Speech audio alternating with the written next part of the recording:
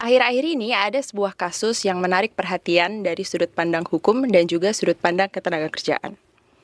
Kasus ini menyoroti kriminalisasi seorang buruh setelah mengupload sebuah cuitan di X tentang dugaan pelanggaran hak ketenagakerjaan yang dia alami selama bekerja di perusahaan tersebut. Cuitan-cuitan ini menjadi viral dan mendapatkan banyak perhatian. Tak disangka, ternyata cuitan ini mendapat pelaporan dari pasal pencemaran nama baik UU ITE atau Undang-Undang Informasi dan Transaksi Elektronik. Ya, tentu aja kasus ini seketika jadi ramai di perbincangan di sosial media. Ada yang pro dan juga ada yang kontra gitu. Dan beberapa kalangan juga kan baik yang dukung si pengusaha gitu. Karena yang kita tahu juga citra dari pelaku ini kan terkenal banget gitu di sosial media, kedermawanannya dan juga mungkin image-nya lah gitu, cara dia branding personal gitu. Namun gelombang amarah juga bermunculan ya, karena banyak yang menganggap kalau pengusaha ini itu melakukan praktik pembungkaman pada buruh yang ingin bersuara dan diperparah dengan kehadiran negara untuk melegitimasi pembungkaman tersebut gitu. Jadi kita tahu juga bahwa banyak juga yang kritis gitu terhadap pengusaha ini gitu, karena berusaha untuk membungkam teman-teman buruh gitu. Salah satunya Septia sendiri dikenakan UU ITE gitu. Dan kita tahu juga UU ITE sering menjadi alat pembungkaman gitu ya. Dan kontroversial juga, entah itu aktivis, entah itu buruh, selalu kena dan terjerat pasal tersebut gitu. Oke, sebelum kita lanjut lebih jauh nih Rama, mungkin kita perkenalan diri dulu kali ya. So, hi workers, saya Nitya. Hari ini saya bersama kawan saya dari SafeNet. Halo workers, saya Rama. Di sini aku dan Nitya bakal membahas duduk perkara mengenai UU ITE. Dan juga kami akan bahas mengenai perspektif buruh dan juga perspektif hukumnya gitu. Untuk melanjutkan sesi ini, kami tidak hanya berdua aja nih, tapi kami juga ditemani oleh Septia. Terus kemudian ada Bang Ganda dari Perhimpunan Bantuan Hukum dan HAM Indonesia. Salah satu juga tim kuasa hukum tim Astaga, yaitu Advokasi Septia Gugat Negara Abai. Dan juga ada Kak Jumisih dari Federasi Serikat Buruh Persatuan Indonesia. Ya. Enggak, udah pakai. Halo Bang Ganda, halo Septia, halo Kak Jumisi. Boleh nggak teman-teman perkenalan dulu dari satu-satu gitu? Mungkin dari Bang Ganda dulu ya untuk perkenalan ke teman-teman. Selamat sore, Mas Rama, Mbak Nitya. Saya Ganda Sihite dari Perhimpunan Bantuan Hukum dan Hak Asasi Manusia Indonesia (PBHI) dan juga salah satu dari tim kuasa di tim advokasi Septia Gugat Negara Abai atau tim Astaga. Mungkin itu. Oke. Mungkin Septia. Halo Kak Rama dan Kak Nitya, saya Septia. Udah gitu ya. Iya dah, lanjut Kak. Dan aku Jumisih, aku dari Federasi Serikat Buruh Persatuan Indonesia. Terima kasih. Oke. Nah, terima kasih banyak Bang Ganda, Septia dan juga Kak Jumisih. Nah, kira-kira gimana nih kabarnya sekarang setelah melewati proses panjang yang cukup melelahkan dalam advokasi ini? Mungkin bisa diceritain juga. Ya, gimana gitu? Dari Bang Ganda mungkin, silakan. Dari pengalamannya gitu, proses awal gitu. Cukup melelahkan ya, karena perkara ini udah setahun. Dari 2023, hubungan industrial sampai ke hari ini persidangan. Jadi masih butuh tenaga sampai nanti bagaimana hasil akhir dari putusan majelis hakim. Jadi masih panjang perjuangan ini, gitu kira-kira Mas, Mbak. Kalau Kak Septia sendiri? Kalau misalkan yang aku rasain itu menguras energi dan pikiran ya sebenarnya. Terus habis itu harus mempersiapkan mental, karena setiap persidangan tuh selalu kayak menunggu hasil yang aku inginkan gitu. Itu sih Kak. Kalau dari Kak Jumisi nih? Kalau saya kan mengamati prosesnya ya, jadi salut sama Septia yang tangguh dan kuat sejauh ini, juga teman-teman tim advokasi yang sabar ya dalam proses ini. Kita tahu memang menghadapi situasi hukum di negara kita yang cukup rumit dan panjang, dan siapa menghadapi siapa itu juga menentukan gitu. Jadi berharap Septia tetap kuat ya. Septia nggak sendiri. Siap. Setia. Sepnet. Ya, mungkin untuk memulai ya diskusi kita, perbincangan kita gitu. Mungkin dari Bang Ganda atau dari Septia mungkin ya, untuk nyeritain gimana gitu dari proses duduk perkara ini, kronologinya gitu dari cuitan yang awal gitu. Jadi awalnya tuh karena ada tweetan di Twitter mengenai siapa yang mau punya atasan seperti beliau gitu kan. Terus aku reply, aku bilang nggak mau gitu karena beliau suka potong gaji segala macam gitu. Nah sebenarnya sih niat aku tuh di awal itu hanya untuk agar beliau itu tidak melakukan hal yang itu lagi ke karyawannya sekarang gitu kan, karena posisinya di situ tuh saat aku melakukan tweet itu aku sudah resign ya, aku sudah keluar gitu. Ternyata apa yang aku lakukan, yang aku pikirkan adalah dia akan menjadi lebih baik atau mungkin hak-haknya karyawan yang lain yang ditahan sama dia itu dikeluarkan, nyatanya tidak gitu kan. Prosesnya sangat cepat sih sebenarnya. Jadi tiba-tiba malamnya aku dihubungin sama beliau dan rekannya, partnernya. Terus tiba-tiba 2 hari atau 3 hari kemudian aku disomasi. Buset. Gitu. Aku disomasi pertama kali somasi itu yang aku lihat itu di suratnya itu aku sama beliau tuh diajak ketemu. Misalkan nih contohnya ketemu di hari Jumat di jam 3 contohnya ya. Tapi ternyata surat yang aku terima itu di hari Jumat jam 4. Jadi kayak udah lewat gitu. Gitu. Terus Terlambat. iya, terus kayak aku juga bingung gitu kan aku harus gimana, sedangkan posisinya di awal itu pas somasi pertama tuh aku belum ada lawyer gitu, maksudnya kayak belum ada bantuan hukum. Terus selang beberapa hari lagi, nggak sampai seminggu pokoknya, beberapa hari kemudian lagi aku disomasi lagi yang kedua gitu, sama jadwalnya kayak gitu juga. Jadi diajak ketemu, nggak taunya jadwalnya udah lewat gitu, jadi aku kayak nggak dikasih kesempatan buat emang mau datang gitu.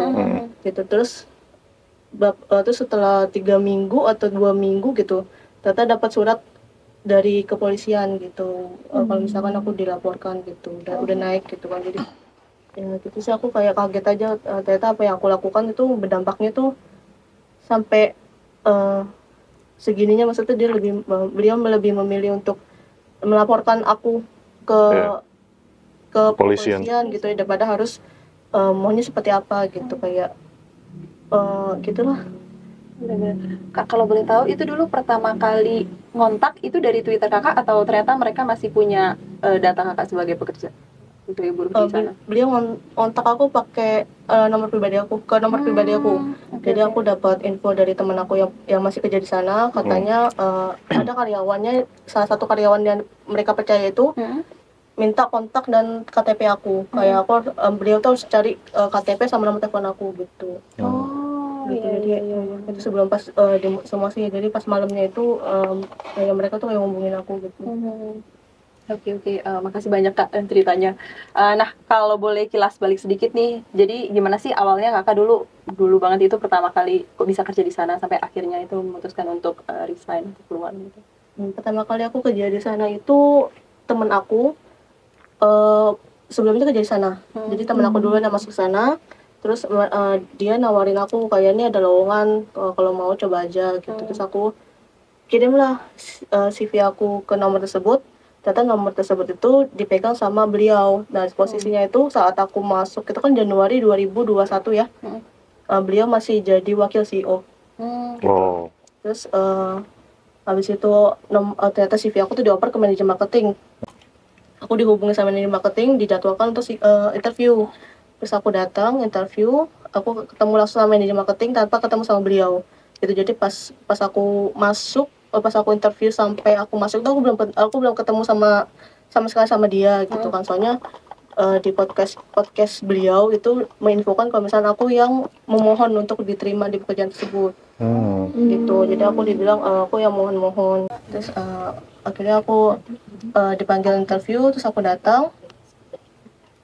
Terus karena aku itu emang ada basic marketing, si manajer marketing itu info kalau misalkan aku diterima, kalau misalnya emang mau kerja di sini, digaji 2,5 juta per bulan. Oh iya.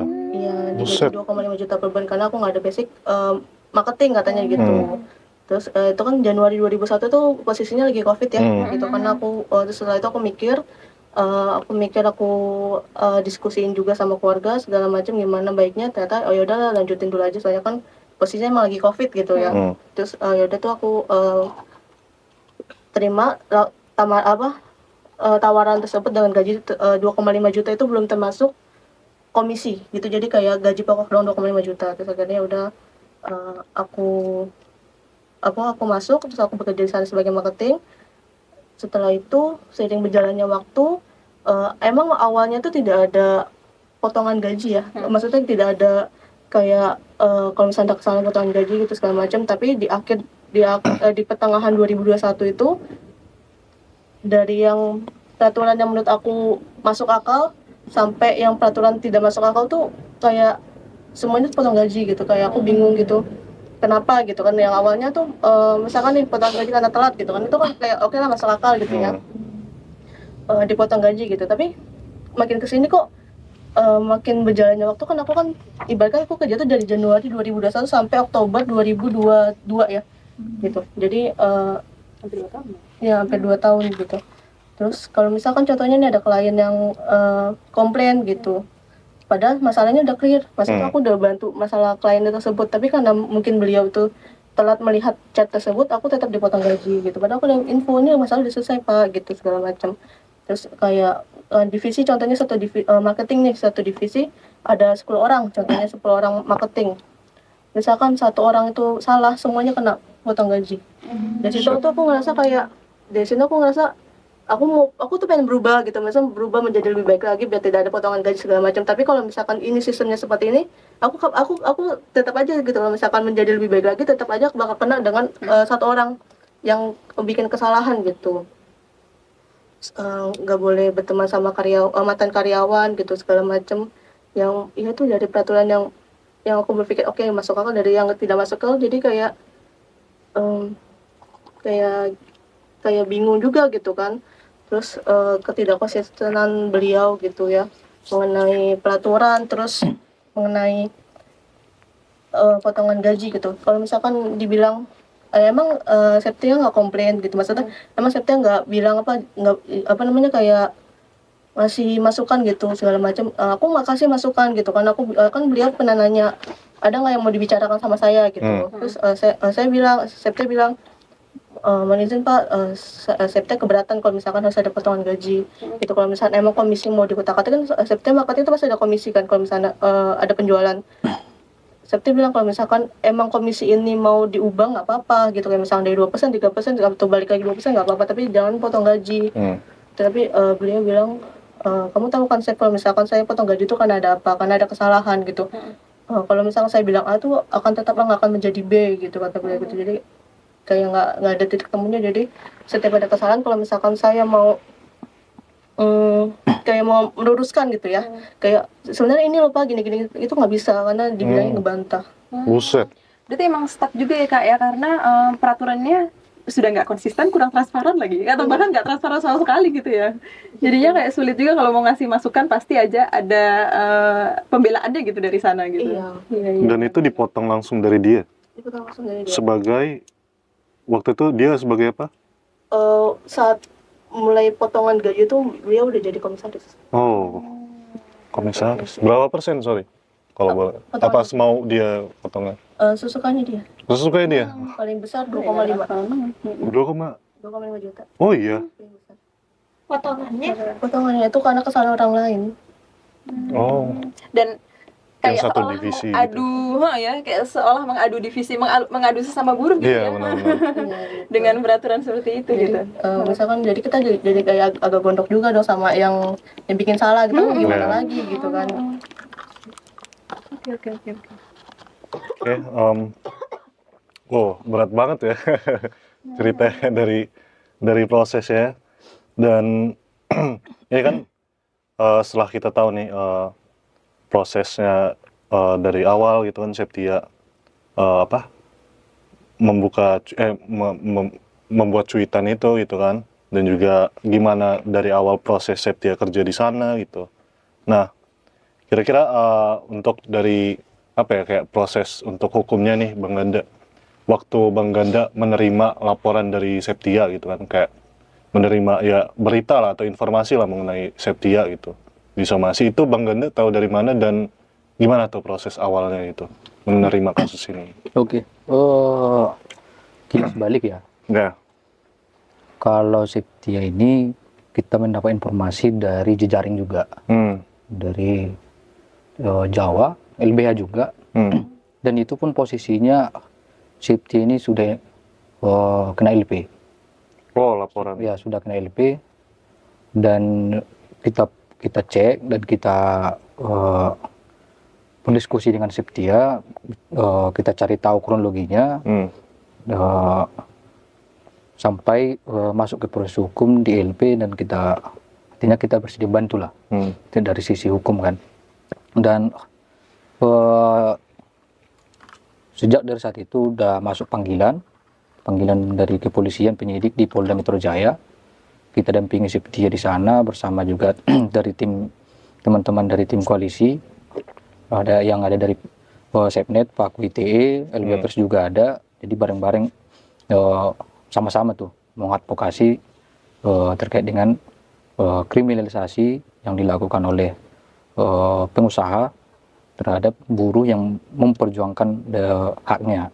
Jadi sebelum kita dampingi, kita udah belajar dulu nih, ini kriminalisasi atau seperti apa. Nah, dari data-data yang disampaikan Septia sama kita itu, memang kita melihat ini adalah bentuk kriminalisasi.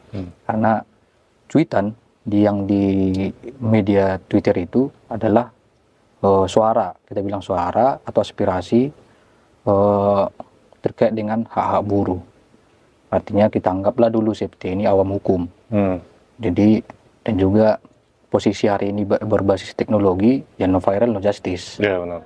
Jadi itu pun posisinya hari ini no viral no justice, karena lembaga-lembaga penegak hukum absensi untuk memberikan keadilan bagi orang-orang yang memperjuangkan buruh, apalagi yang menjadi korban-korban kriminalisasi.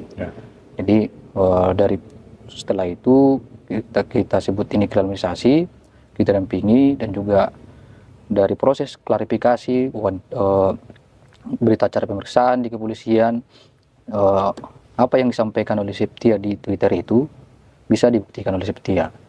Artinya bahwa itu adalah terkait dengan pelanggaran ketenagakerjaan. Dan kita pun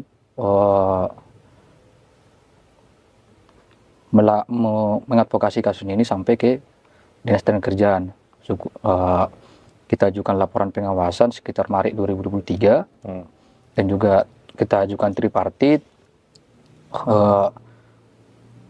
Namun dari hasil tripartit, mediator mengeluarkan anjuran yang dalam pokok pertimbangannya itu ada beberapa hal yang di-highlight yang bisa dibilang terdapat beberapa pelanggaran ketenagakerjaan yang dilakukan oleh salah satu PT, saya sebut aja PT 5 Sekawan, yang kita ketahui secara bersama PT itu adalah milik daripada John LBF, dan dia juga di sana selaku komisaris. Dalam beberapa pertimbangannya itu ada hal yang di-highlight, yaitu soal kekurangan upah yang tidak dibayar, dan juga BPJS ketenagakerjaan yang tidak dibayar juga. Namun itu bukan kewenangan dari mediator untuk memperhitungkan, begitu kira-kira bunyi daripada pertimbangan itu. Namun yang jadi pertanyaan besar sampai hari ini terhadap suku dinas ketenagakerjaan itu, dari berbagai tuntutan kita yang kita sampaikan, ya, artinya, dan juga beberapa pelanggaran ketenagakerjaan yang kita laporkan,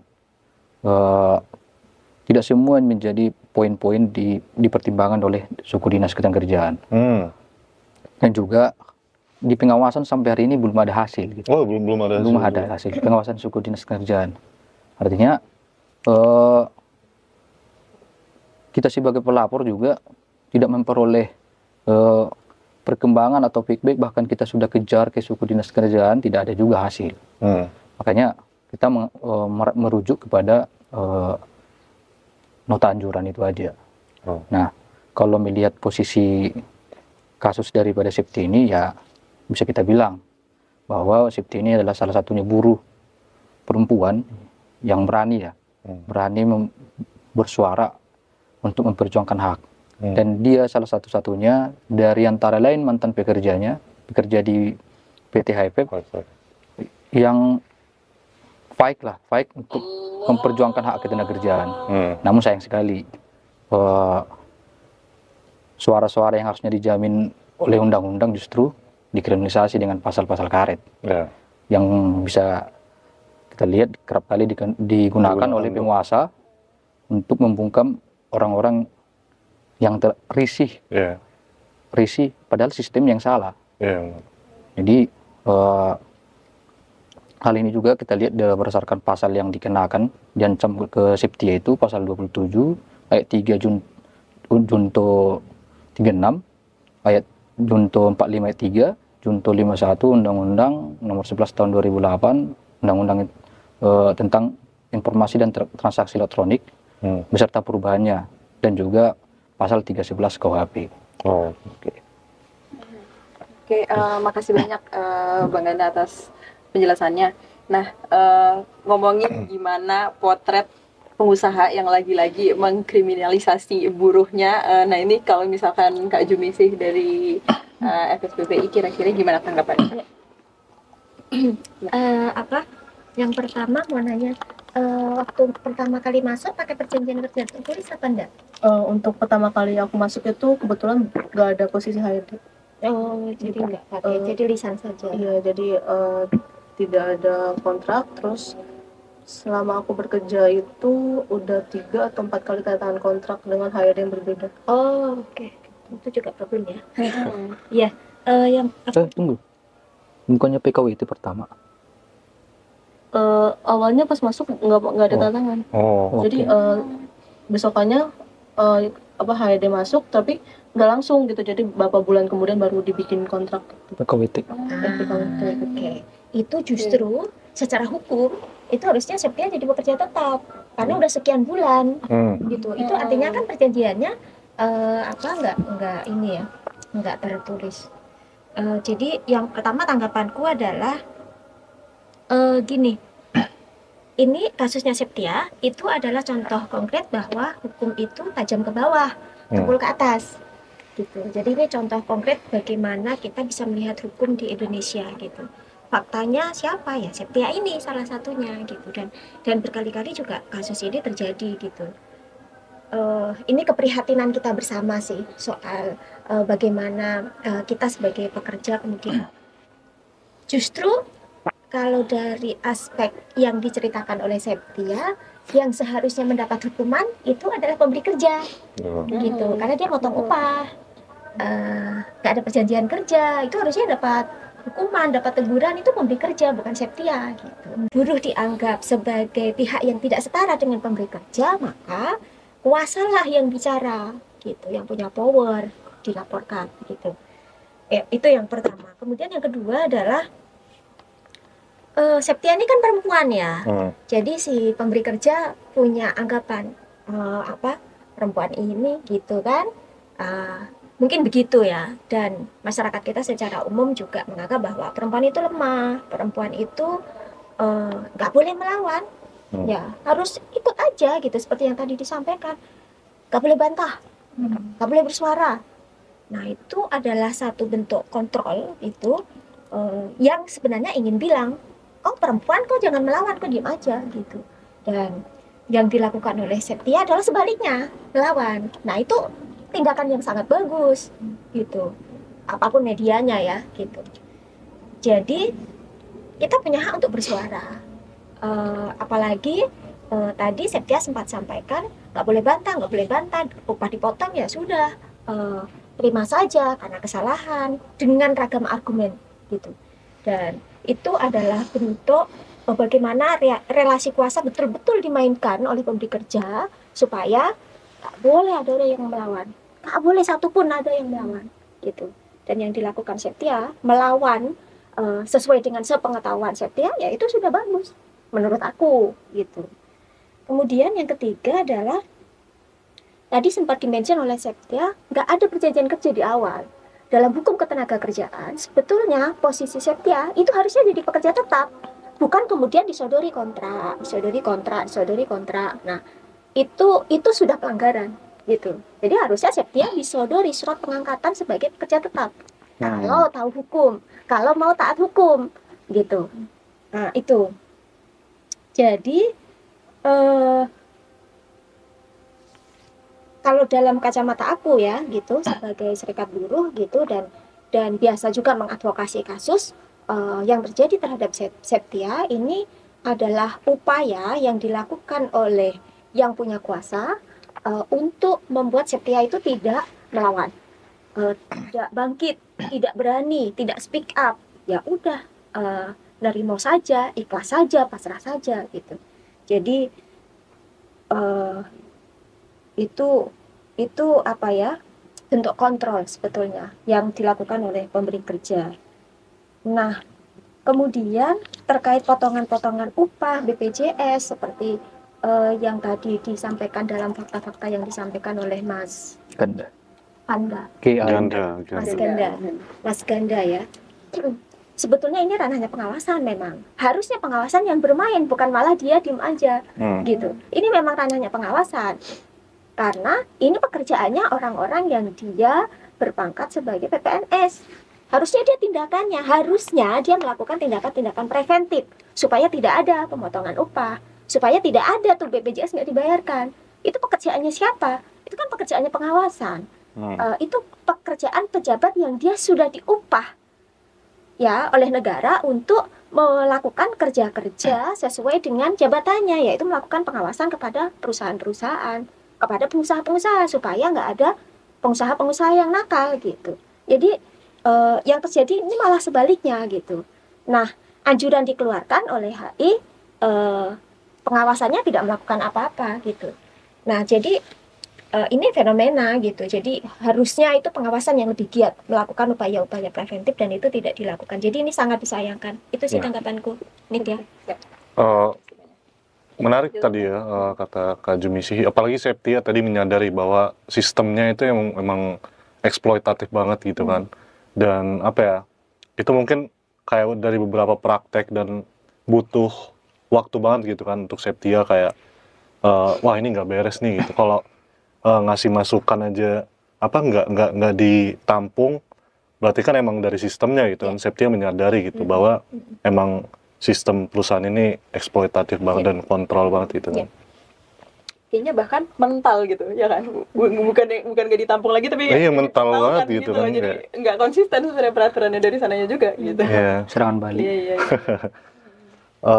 Oke, mungkin kita pengen tahu lagi nih dari Bang Ganda nih, kayak untuk proses hukumnya sendiri ini kan udah berjalan berapa lama, Setahun lebih. Dan sekarang untuk prosesnya udah sampai mana ya Bang?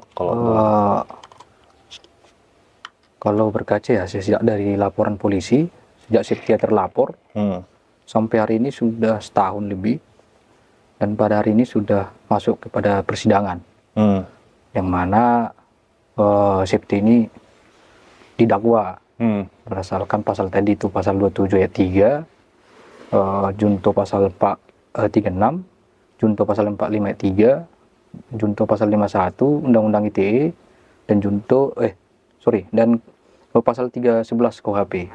Yang semua muatannya ini soal fitnah dan pencemaran nama baik. Pencemaran nama baik. Yang ancamannya ya mungkin ada pemberatan maksimal 12 tahun. 12 tahun. Dan itu dendanya berapa? Sekitar 1 miliar. 1 miliar. Bicara undang-undang ya. Bicara undang-undang. Nah, namun kita cukup menyayangkan ya, karena proses ini bisa sampai ke tahap persidangan. Padahal kita tahu APH dalam hal ini kepolisian, bahkan juga jaksa penuntut umum seharusnya mengetahui adanya perubahan atau revisi undang-undang terkait dengan undang-undang ITE. Namun justru jaksa mendakwa Septia ini berdasarkan pasal-pasal yang lama yang sudah dirubah, harusnya dirubah di undang-undang yang baru. Oh, ini jadi pasalnya digunakan ini Pasal ini yang pasal yang lama. Yang lama Undang-Undang 11 nggak berlaku 2008 berarti ya? dan perubahan 19 tahun 2016. Oh. Itu. Jadi kalau bicara rentetan panjang ya, ini sudah panjang. Jadi waktu kita tahu juga kan Septia tiba-tiba ditahan tuh, dapat proses penahanan tuh kan. Nah itu waktu saat dapat proses penahanan tuh tiba-tiba kan, Bang? Sorry. Ya. Jadi terakhir ya tanggal 26, tanggal 25 atau tanggal 4 kita mendapat informasi dari penyidik bahwa tanggal 26 Septia akan dilaksanakan pemeriksaan kesehatan tuh. Pemeriksaan kesehatan. Namun nggak disampaikan sama kita. Tapi nggak disampaikan sama kita bahwa di hari itu juga akan ditahan. Oh, di hari itu juga ditahan? Nggak disampaikan sama kita. Tapi bahasa dari penyidik tanggal 26 hadir di Polda untuk melakukan tahap pemeriksaan, dan setelah itu kita dibawa ke Polda sesuai arahannya, sesuai dengan arahan kejaksaan. Nah, kita dibawa ke Kejaksaan Negeri Jakarta Pusat sekitar jam 3 nyampe di Kejari. Ya udah langsung keluar surat perintah penahanan. Kita mau mencoba melakukan penangguhan di hari itu juga. Jaksanya bilang ini, alasan Septia ditahan itu satu, supaya Septia tidak melarikan diri. Yang kedua, tidak menghilangkan barang bukti. Yang ketiga, tidak melakukan tindak pidana baru. Dan juga mengacu kepada pasal 36 itu yang ancaman 12 tahun. Tapi ini kita lihat tidak relevan. Kenapa kejaksaan melakukan penahanan padahal dengan pasal yang sama, sedangkan kepolisian tidak. Di kepolisian walaupun dengan status tersangka, Septia itu nggak ditahan. Bahkan selama proses hukum itu mulai dari awal dipanggil, Septia itu sangat kooperatif, menghormati proses hukum, dan juga setiap panggilan dihadiri, sehingga tidak ditahan. Namun di kejaksaan ditahan. Arahan kejaksaan waktu itu, kalau mau mengajukan penangguhan penahanan silahkan sampaikan.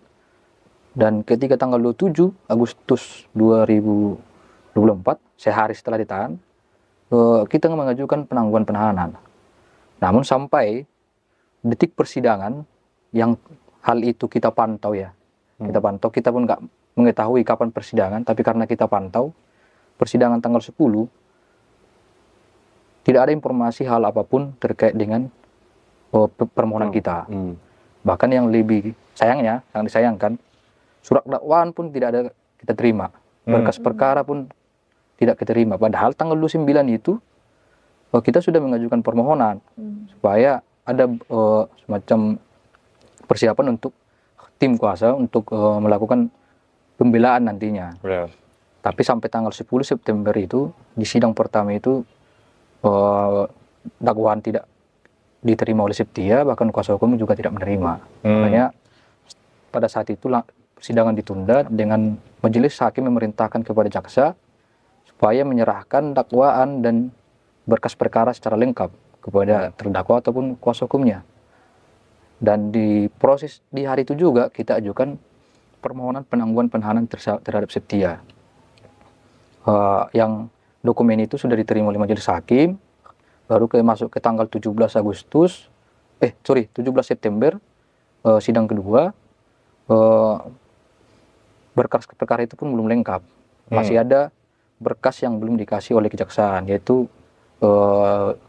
soft copy atau salinan daripada barang bukti. Alasan mereka karena belum sampai kepada pembuktian, sehingga belum bisa dikasih salinannya. Dan kemudian sidang kemudian ditunda ke tanggal 19, dan tanggal 19 itu atas permohonan kita terkait dengan penangguhan penahanan itu diterima oleh majelis hakim, sehingga setelah selesai persidangan dari tanggal 19 sampai hari ini, Septia itu sudah jadi tahanan kota. Artinya tidak ditahan lagi di rutan Pondok Bambu. Itu. Jadi masuk ke tanggal 24 itu eksepsi, tanggal 3 Oktober nanti itu putusan selah. Gitu. Selasa eksepsi dari kuasa hukum, terdakwa. Kamis malam itu tanggapan dari jaksa penuntut umum terhadap eksepsi dari kuasa hukum terdakwa. Nah, soal eksepsi ada beberapa hal yang kita garis bawahi ya. Satu, soal kompetensi pengadilan. Yang kedua, soal penerapan restoratif justice yang tidak dilakukan oleh kejaksaan. Yang ketiga, jaksa penuntut umum tidak cermat memperhatikan pasal 143 ayat 2 KUHP. Yang ketiga, terkait dengan jaksa penuntut umum tidak cermat juga memperhatikan pasal 1 ayat 2 KUHP. Yang terakhir, soal jaksa tidak kita menyatakan keberatan atau di dalam eksepsi itu bahwa John LBF itu tidak memiliki legal standing sebagai pelapor karena posisinya adalah komisaris. Namun dalam sisi hari ini yang mau saya garis bawah besar itu ada 2 soal terkait dengan surat dakwaan yang kami sampaikan itu adalah cacat formil. Karena bertentangan dengan pasal 143 KUHP itu, KUHP, yang mana sebelum ke persidangan jaksa sudah harus memberikan salinan berkas perkara atau pelimpahan kepada terdakwa maupun kuasa hukumnya. Namun seperti yang saya sampaikan tadi, sampai tanggal 10 tidak diberikan, sehingga sudah sepatutnya surat dakwaan itu cacat formil. Yang kedua, terkait dengan tidak cermat juga dalam penerapan pasal yang berkaitan dengan pasal 1 ayat 2 KUHP, yang mana pada garis poin intinya disebutkan bahwa bila mana ada peraturan perundang-undangan yang baru sesudah perbuatan itu dilakukan, maka dakwaan yang terhadap terdakwa dilakukan pasal yang menguntungkan. Nah, sedangkan kan kita ketahui bahwa per Januari 2024 sudah terjadi revisi Undang-Undang ITE, yang mana pasal-pasalnya itu ada yang berubah. Saya sampaikan ke contohnya di pasal 27 ayat 3 itu masih tetap di Undang-Undang yang lama, pasal 27 ayat 3. Di pasal 36 itu di Undang-Undang yang lama ancaman terhadap perbuatan yang dimaksud adalah pasal 27 ayat 3. Nah, sedangkan di Undang-Undang yang baru sanksi pidana terhadap ancaman pasal 27 ayat 2. Artinya di pasal 36 itu tidak mengacu pada pasal 27 lagi. Harusnya menguntungkan bisa dipakai. Yang ketiga, pasal 45. Pasal 45 ayat 3 ini terkait dengan ancaman dan kerugian, namun berkaitan dengan pasal 36. Sedangkan pasal 36 yang tadi itu sudah mengacu pasal 7 ayat 2, bukan pasal 27 ayat 3. Itu. Jadi kan ada perubahan, seharusnya ada jaksa melihat itu dan mengetahui bahwa ada perubahan regulasi. Dan itu sudah kita uraikan di eksepsi. Jadi kalau kita melihat bahwa untuk penerapan pasal ini dari pasal 27 sampai pasal 51 ini tidak relevansi lagi karena udah ada undang-undang yang baru ini. Kita mengacu ke situ. Itu kira-kira. Pelik sekali ya, Bu. Kita belajar hukum juga nih. Makasih banyak sih Bang Ganda atas tanggapannya. Nah, melihat kasus ini sebenarnya kayak ada satu yang kita sadari bahwa sebenarnya Kemnaker tuh tidak hadir ya di dalam sepanjang proses ini gitu. Nah, kira-kira kalau misalkan Kak Jumisi sendiri dari perwakilan Serikat Buruh, gimana sih tanggapannya terhadap hal itu? Jadi sebenarnya sih bukan cuma kali ini aja sih Kemnaker yang tidak hadir di agenda-agenda kasus perburuhan gitu, banyak kasus gitu, dan itu yang perlu kita kritisi. Jadi kalau kami tuh melihat Kemnaker itu kan dia adalah lembaga negara yang dia bertanggung jawab untuk menciptakan dunia kerja yang baik, intinya kan gitu. Tetapi dalam perjalanannya Kemnaker itu tidak menjalankan fungsinya. Nah, kenapa begitu? Karena penguasa nih dia dekat sama pengusaha. Nah, kira-kira itulah problemnya. Sehingga siapa yang berdekatan atau siapa yang lebih solid, maka itulah yang kemudian bersatu untuk menindas yang lemah. Siapa yang lemah dalam hal ini adalah buruh. Jadi bukannya negara hadir di tengah-tengah terus kemudian lebih mendekat ke buruh supaya menjadi imbang antara posisi pengusaha dan posisi buruh gitu, malah sebaliknya gitu. Dan ini terjadi dalam banyak kasus, misalnya soal pencurian jam kerja gitu. Aku nggak tahu dalam case-nya Septia ada pencurian jam kerja atau enggak, tetapi di banyak tempat ya bukan hanya tahun ini juga, dari tahun-tahun terakhir gitu, pencurian jam kerja itu masif gitu ya. Bentuknya apa? Macam-macam, mulai dari belum masuk bekerja, jam istirahat, jam pulang kerja, itu teman-teman buruh itu bekerja dan tidak mendapatkan upah, artinya dia tidak dilemburkan, tidak ada SPL, tidak ada surat perintah lembur. Dan pada saat itu kasus dilaporkan ke Dinas Tenaga Kerja atau bahkan sampai ke kementerian yang di pusat di Gatot Subroto, responnya itu tidak seantusias jika pengusaha yang melapor. Itu menunjukkan apa? Menunjukkan bahwa ya itu pejabat kita lebih dekat ke pengusaha dibanding ke pekerja. Padahal harusnya posisinya lebih dekat ke buruh supaya posisinya imbang gitu. Jadi kehadiran negara itu rasa-rasanya nihil. Padahal kehadiran negara dibutuhkan supaya posisi pekerja yang dia dalam tanda kutip hanya punya tenaga kerja itu posisinya menjadi seimbang gitu. Kenapa posisinya harus ke buruh? Karena kalau pengusaha dia sudah punya modal, dia punya alat produksi gitu, dia punya jaringan, dia punya kuasa. Jadi dalam kasus PHK pun seperti itu gitu. Dalam kasus misalnya jaminan sosial pun seperti itu gitu kan, banyak juga pengusaha-pengusaha yang dia tidak mendaftarkan pekerjanya ke dalam BPJS Ketenagakerjaan dan BPJS Kesehatan, tetapi juga upaya Kemnaker untuk menindak pengusaha yang melanggar aturan itu juga nihil gitu, dan itu yang perlu dikritisi. Kemudian apakah kita masih punya harapan terhadap Kemnaker gitu? Ya harusnya masih, harusnya ya, karena itu fungsi negara, dia hadir melalui institusi dan posisi jabatannya harusnya seperti itu gitu. Jadi itu yang perlu kita kritik dan terus menerus kita kritik dan terus menerus kita tuntut dan terus menerus kita lantang gitu suaranya kepada Kemnaker. Tapi aku bersetuju dengan Bang Ganda gitu untuk lebih menerapkan restoratif justice ke kasus ini gitu. Bukan malah restoratif justice dipakai untuk kasus KS. Nah itu nggak masuk gitu. Kayak berita terakhir soal kasus perkosaan terhadap PRT anak, itu malah polisinya pinginnya pakai restoratif justice gitu.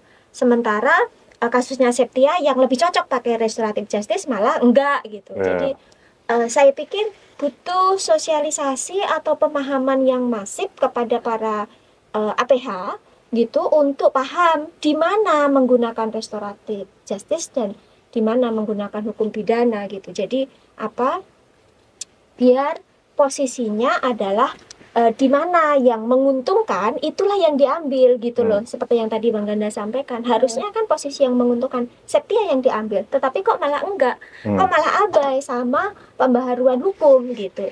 Kok yudikatif kok malah tidak menggunakan fungsinya untuk berposisi sebagai pihak yang penyeimbang gitu. Ini padahal kan kita ngarep banget ya yudikatif kita itu betul-betul sebagai penegak hukum gitu. Tapi ini surat dakwaan itu malah tidak dikasih gitu. Itu juga menunjukkan bahwa belum imbang nih. Belum betul-betul netral. Belum betul-betul independen. Menurutku gitu. Aku juga mau menanggapi sih dari yang kakak info tentang pencurian jam kerja gitu, karena di sana juga terkadang kita kalau misalkan di luar jam kerja itu kita harus standby. Standby maksudnya gimana tuh? Standby itu kan kalau misalkan ini aku berbicara untuk sebagai marketing ya. Nah, jadi kalau misalkan untuk marketing itu kita malam itu harus tetap standby itu sekitar pernah kayak jam 11 itu kita tetap standby untuk komunikasi sama klien gitu. Terus kalau misalkan pokoknya sebelumnya itu diinfo kalau misalkan jam 9 malam itu sudah harus stop untuk komunikasi sama klien, tapi semakin booming perusahaan tersebut, jadi itu lebih dari jam 9 malam. Dan itu dilemburin nggak? Diupah lembur nggak? Enggak. Wah. Enggak. Kita harus tetap standby handphone, karena kan kita kan kerjanya pakai handphone kantor ya, yang disediakan sama perusahaan gitu, jadi kemanapun kita harus bawa gitu. Dan standby. Itu sih pencurian sih kalau menurut aku. Pencurian jam kerja. Ya, kita melihat, setelah kita melihat ya, mendengar dan juga proses yang alot ini ya, sampai negara pun nggak hadir gitu untuk membela Septia gitu, untuk bersuara gitu. Nah, aku mau nanya sama Bang Ganda nih mengenai perspektif hak asasi manusia sendiri gitu. Bagaimana Septia memperjuangkan hak-haknya dan juga teman-temannya yang mungkin sekarang masih terjebak di perusahaan tersebut. Oke. Saya ada beberapa poin terkait dengan hal ini. Pertama, dan ini juga kayaknya berlaku untuk semua ya. Karena ini berbicara terkait dengan kebebasan berpendapat, baik di publik maupun di media sosial yang difasilitasi oleh Facebook, Twitter, atau Instagram dan lain-lainnya. Itu sudah termasuk dalam prinsip asasi manusia. Nah, persoalannya yang pertama itu penerapan daripada pidana. Pidana itu kan sifatnya ultimum remedium. Apa itu? Pidana itu pilihan terakhir. Pilihan terakhir untuk memberikan sanksi. Jadi seharusnya negara di sini melihat itu ajas ultimum remedium. Kalau bisa ada ajas premium remedium. Itu administratif dulu. Sorry Bang, itu kalau betul tahu apa Bang? Ultimum remedium. Ultimum itu ajas pidana yang dimana pidana itu adalah pilihan terakhir. Pilihan terakhir. Ada juga ajas premium remedium. Itu secara administratif, selesaikan dulu administratifnya.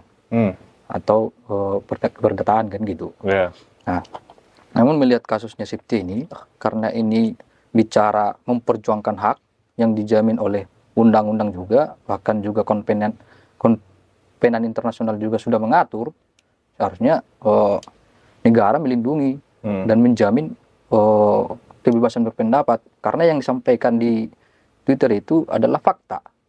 Seharusnya perusahaan yang melihat kembali ke diri sendiri apa yang salah di perusahaannya, bukan malah melakukan laporan atau mengkriminalisasi orang-orang yang berjuang atas nama keadilan atau atas nama hak. Jadi seharusnya posisi Septia hari ini tidak ada kriminalisasi, tidak ada kriminalisasi. Ya kalau merasa tercemar silahkan buktikan. Nah ini kan sama kayak mirip kasusnya Fatih Haris kan gitu. Ya, ini sama-sama mirip sebenarnya. Fatih Haris yang bersuara terkait dengan lingkungan, ya Septia bicara terkait dengan hak buruh. Jadi sudah sepatutnya nantinya ini Septia ini tidak ada jerat hukum apapun, karena ini bicara terkait dengan hak asasi manusia pada prinsipnya. Gitu kira-kira Bang. Oke. Iya, kalau kita tarik lagi ya ke belakang, banyak gitu teman-teman yang dikriminalisasi, sorry. Entah itu aktivis lingkungan juga kan, seperti Daniel gitu, yang seharusnya harusnya aparat penegak hukum dan juga negara itu melindungi gitu, dan juga memeriksa gitu praktek-praktek seperti yang tambak yang dikatakan Daniel itu gitu, tambak udang ilegal gitu. Dan juga ya mungkin teman-teman yang lain juga ya yang kritis-kritis dan dikenakan pasal UITE ini gitu.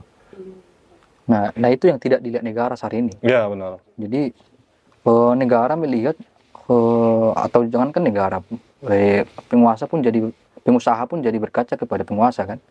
Nanti mereka melihat bahwa suara-suara seperti itu risih bagi kekuasaan mereka atau dari usahanya, tetapi tidak menerapkan sistem yang betul di perusahaan itu atau di negara ini kan gitu. Itu yang harusnya jadi cerminan bagi negara. Sebenarnya yang salah masyarakatnya atau sistemnya. Yang membangun sistem kan adalah negara, atau dalam hal ini kasus Septia adalah korporasi atau pengusaha kan gitu. Jadi itu yang salah hari ini. Negara tidak melihat itu. Gitu. Ya singkatnya maksudnya waktu, tenaga dan uang ya gunakanlah untuk memperbaiki sistemnya daripada mengkriminalisasi orang-orang yang cuman bersuara aja. Itu malah jadikan masukan aja nggak sih harusnya gitu, malah baik gitu, karena akan ada saran dan masukan. Oke, makasih banyak Bang Ganda. Mungkin balik lagi ke Kak Septia sebagai orang yang mengalami semua proses yang sangat melelahkan ini. Kira-kira gimana sih tanggapan Kak Septia sebelumnya? Tanggapan aku apa ya, kayak ternyata apa ya, begitu berat banget ya kalau misalkan kita mau ungkapin kebenaran gitu ya, dibungkamnya seperti ini gitu, langsung di prosesnya pakai pasal pencemaran nama baik sama fitnah gitu. Aku jadi mikirnya tuh gini, berarti siapapun yang dilaporkan itu akan masuk penjara, gitu, karena apa ya, jadi kebanyakan tuh yang dilaporin mau salah atau enggak, karena dilaporin ya pasti masuk penjara gitu. Aku mikirnya gitu, karena tidak akan ada kebebasan gitu untuk yang dilaporkan gitu. Kayak kita sudah bersuara, kita sudah ditindas gitu sama perusahaan, terus kita dilaporin juga, tapi kita juga di penjara gitu. Maksudnya kok segininya gitu ya gitu. Maksudnya berat banget gitu untuk bersuara. Mungkin kalau misalkan di luar sana tidak bersuara, ya mungkin emang ternyata emang seberat ini gitu untuk bersuara sepertinya gitu. Saking dibungkam itu sampai-sampai tuh tidak ada saksi yang mau bantu aku gitu, karena mereka terlalu takut gitu. Ada beberapa yang kan aku kan kalau misalnya di Twitter tuh aku info kalau misalkan penahanan ijazah, aku pernah bilang sama yang ijazah ditahan mau nggak bantu gitu kan buat jadi saksi. Terus beliau bilang kalau misalkan jadi saksi tapi ijazahnya langsung dikasih sih nggak apa-apa, kata dia gitu. Tapi kan nggak secepat itu gitu kan, prosesnya nggak segampang itu gitu. Sedangkan aku aja sampai ini udah 20 bulan, kalau aku gitu tuh 20 bulan masalah itu belum selesai juga sampai sekarang gitu. Gitu.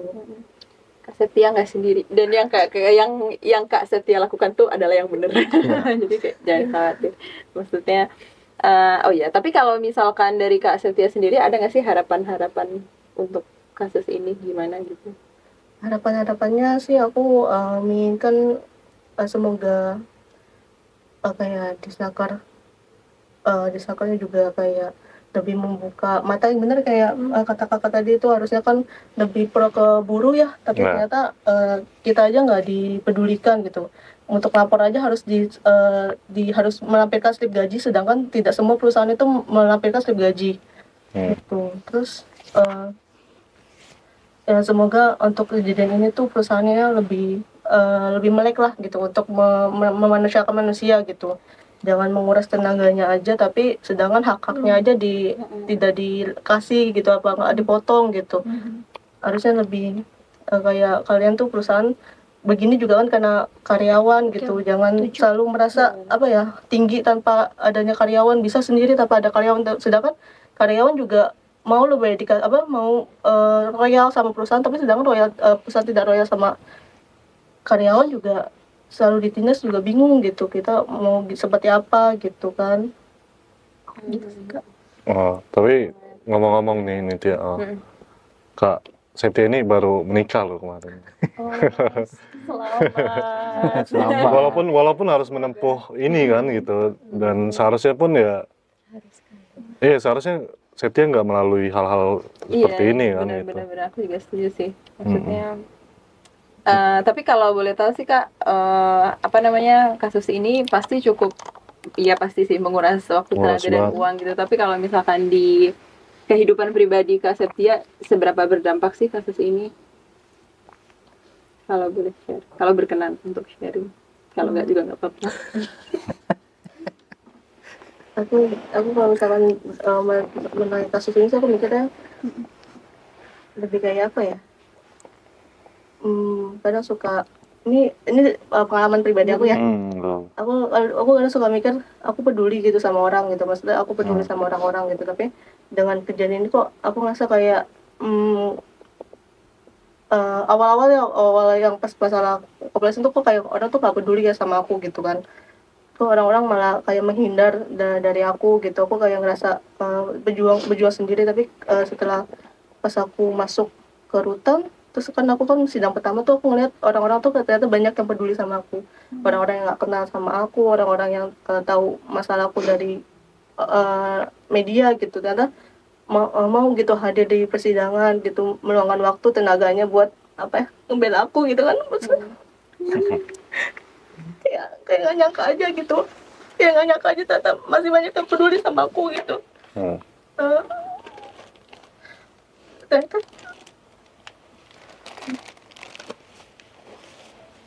apa yang aku perjuangin selama ini nggak sia-sia gitu, untuk memperjuangkan hak buruh yang ditindas sama perusahaan sih gitu sih. Pasti nggak sia-sia kok Kak. Terima kasih banyak sharingnya. Ya mungkin apa ya, mungkin untuk teman-teman juga ya ada beban tersendiri mungkin ya, karena melihat gitu proses Septia gitu kan, gimana beratnya gitu kan. Dan mungkin ya teman-teman yang takut itu juga sebenarnya ada gitu, keinginan gitu untuk nemenin Septia gitu kan. Tapi ya itu tadi gitu kan, mungkin karena mereka melihat peliknya kasus ini gitu, dan juga takutnya ada intervensi juga gitu kan. Nah itu mungkin teman-teman Kak Septia, mantan perusahaan yang di sana, itu masih komunikasi juga sama teman-teman yang sana? Masih, sebenarnya masih gitu, masih komunikasi, masih support juga. Tapi ya mereka lebih kayak nggak mau menjadi saksi aja sih, karena takut diseret juga sebenarnya, takut diseret gitu. Tapi kalau misalnya masih komunikasi masih gitu, bahkan pas kejadian kayak gini juga aku masih komunikasi sama yang karyawan yang masih di sana gitu. Terus ada juga kayak mereka bilang nanya aku speak up tuh adalah perubahan yang lebih baik sebelumnya di perusahaan tersebut. Kayak gitu juga sih. Dari Kak Jomisi sendiri nih melihat apa yang diceritakan dari Kak Septia gitu, dan juga proses persidangan sekarang ini gitu, untuk harapan besar dari Kak Jomisi sendiri apa Kak? Ya. Kupikir kita harus berbenah ya, pemerintah mesti berbenah, birokrasi kita harus berbenah gitu. Jadi negara itu harus punya kendali, dia yang pegang kendali, gitu. Bukan uang, bukan siapa yang berduit maka itu yang dideketin gitu. Jadi pengusaha mau berinvestasi atau dia mau mendirikan usaha itu kan diatur oleh pemerintah melalui hukum.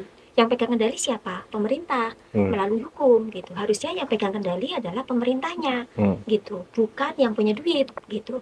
Itu harus kuulang berkali-kali untuk memberi peringatan kepada pejabat-pejabat di negara kita untuk lebih pegang kendali gitu. Itu penting karena posisinya adalah sebagai negara.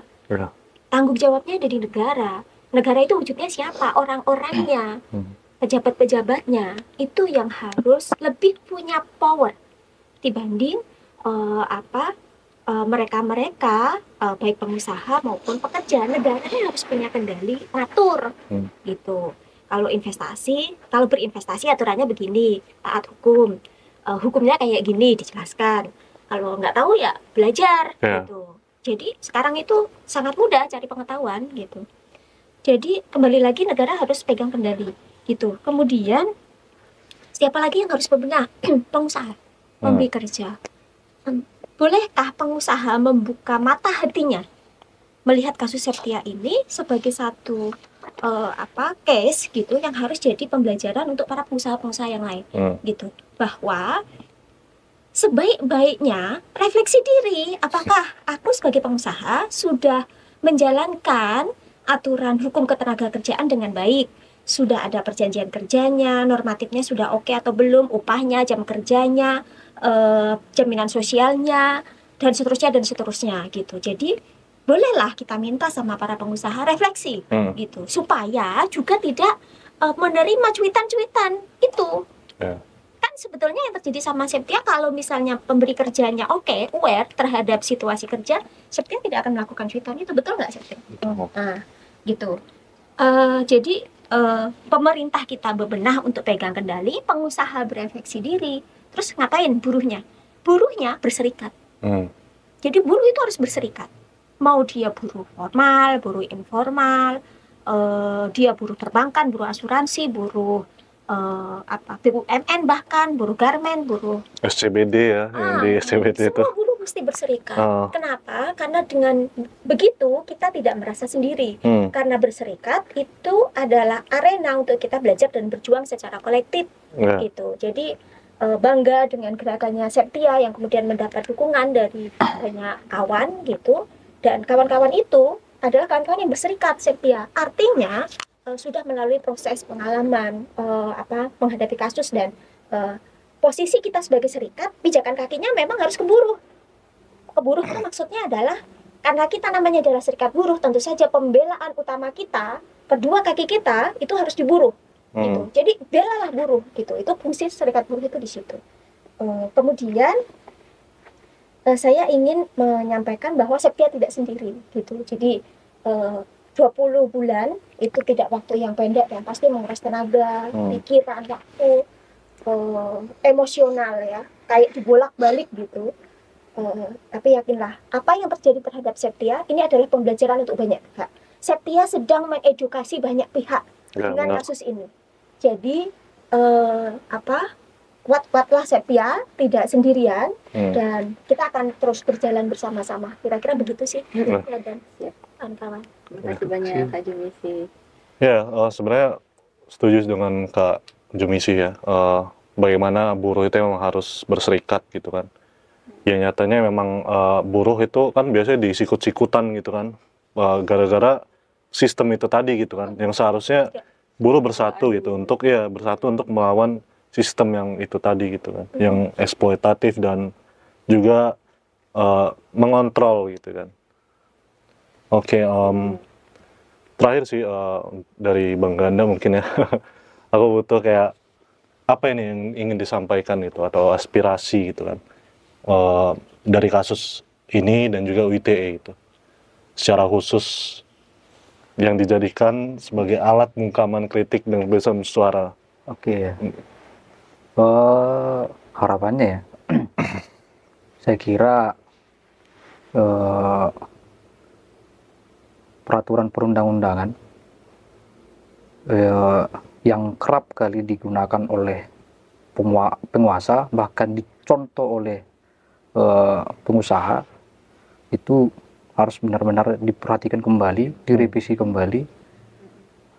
Jangan hanya karena kritik yang membangun, kebebasan bersuara, berpendapat di muka umum, jadi semena-mena menggunakan pasal-pasal karet yang kerap sampai hari ini, walaupun undang-undang ITE itu sudah direvisi, masih memakan korban. Dan juga seolah-olah undang-undang ITE ini tidak melindungi orang-orang yang berkritik atau orang-orang yang memberikan suara, pendapat untuk pembangunan atau untuk kemajuan suatu negara atau dalam hal ini perusahaan. Itu jangan, itu harusnya negara harus berpikir kembali, mengulang kembali. Memang ada batasan dalam hak asasi manusia, tapi batasan tersebut jangan dijadikan alasan untuk mengkriminalisasi orang. Banyak yang perlu kita benahi kembali, dan terutama pasal-pasal pencemaran nama baik ini ya kalau bisa ditiadakan. Ditiadakan, jangan ada lagi, supaya tidak memakan korban lagi. Nah, kemudian terkait dengan kasusnya Septia, kita berharap majelis hakim yang memeriksa, mengadili dan memutuskannya nanti eh, menerapkan prinsip hukum kehati-hatian atau kecermatan dalam hal penerapan pasal ini. Kita juga berharap majelis hakim berkaca kepada kasus Pati Haris yang sampai hari ini Mahkamah Agung juga sudah menolak kasasi daripada jaksa penuntut umum. Jadi kita berharap majelis hakim berkaca seperti ke situ. Artinya supaya nanti di putusan sela majelis hakim menerima eksepsi daripada terdakwa maupun kuasa hukumnya, supaya nanti dia secara bebas gitu, bebas dari segala dakwaan. Kita berharap ke situ. Artinya benar-benarlah majelis hakim cermat dalam melihat perubahan peraturan perundang-undangan itu, karena hukum itu dinamis, bukan statis gitu. Betul.